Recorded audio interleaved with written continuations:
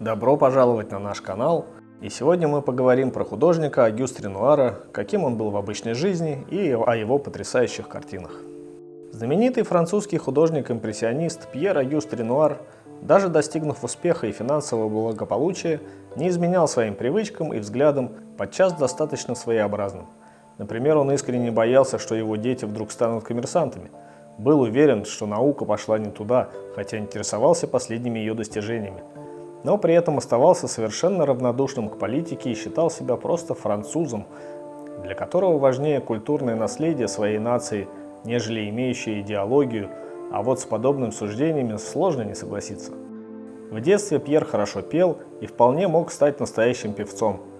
В 13 лет он был заправилой в церковном хоре, и его учитель, знаменитый в будущем Шарль Гуно, сразу рассмотрел талант и давал Ренуару дополнительные уроки.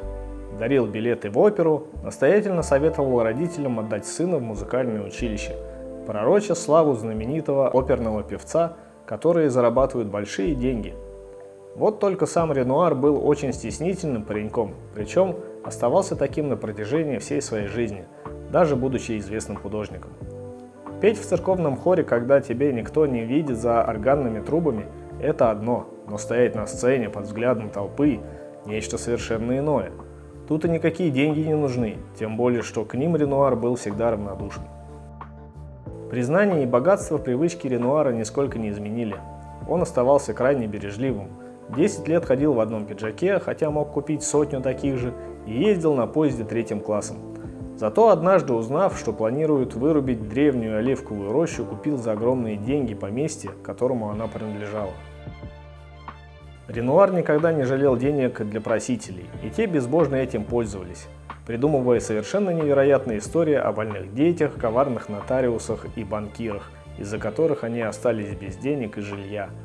Дом Ренуара от них оберегали родные, поэтому попрошайки преследовали художника в мастерской.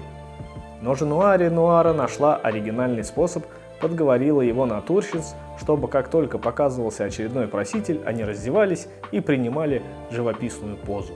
Увидев обнаженную девушку за работой, просители обычно смущались и уходили восвояси. А Ренуар заодно начинал топить камин, чтобы натурщица ненароком не простудилась. Для себя он его не разжигал, считая расход дров излишним расточительством. Ренуар безумно любил своих детей, хотя и рассматривал их как моделей. Чтобы заставить своего маленького сына спокойно позировать в мастерской, ему рассказывали сказки Андерсена, а заодно Ренуар отказывался водить его к парикмахеру, чтобы можно было изобразить, как играют солнечные блики на детских волосах. Политикой Ренуар совершенно не интересовался и искренне был уверен, что у толпы нет мозгов. Однажды рисующего на очередном планере Ренуара гвардейцы приняли за шпиона. Мигом собралась толпа, откуда доносились самые воинственные выкрики, требующие немедленной казни. Незадачливого художника, оказавшегося не в том месте и не в то время, решено было расстрелять, и в сопровождении охраны Ренуара повели в мэрию, где и производилась казнь. Но, к счастью, он встретил своего знакомого Рауля Риго, который в свое время здорово выручил, за что тот был очень благодарен.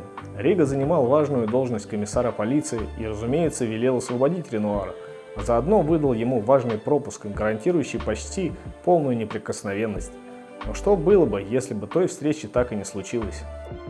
Поистине у Ренуара были причины настороженно относиться к французской политике. Пишите, что вы думаете по этому поводу.